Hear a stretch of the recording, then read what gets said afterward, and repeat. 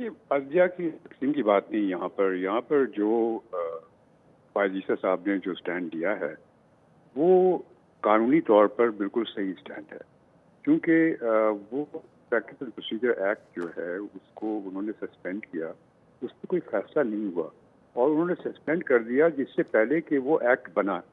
ये तो इसकी वजह से वो फायज ईसा साहब ने सही स्टैंड लिया कि ये बेंच भी सही नहीं बनी, क्योंकि जो तरीका बनाया गया है उसमें प्रैक्टिस एंड प्रोसीजर एक्ट में वो फॉलो नहीं किया गया।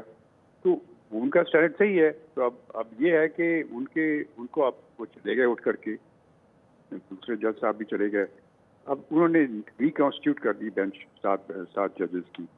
तो यकीनन इससे कुछ बैड टेस्ट तो आ गया लेकिन बासूरत चीफ जस्टिस हैं, उनके पास अपने पूरे अख्तियारात हैं कि वो बेंच भी कॉन्स्टिट्यूट कर सकते हैं। उन्होंने कर दिया, कोई रुकावट तो है नहीं अभी तक वो प्रैक्टिस प्रोसीजर एक्ट जो है वो लॉ तो बना नहीं है। इस काफ़ी इरेगुलरिटीज यकीनन है, लेकिन ये नहीं कहा जा सकता कि उन्होंने कोई गैर कानूनी काम किया कम्प्लीटली या उन्होंने साफ बायस दिखाया है, ये मैं नहीं कहूँगा।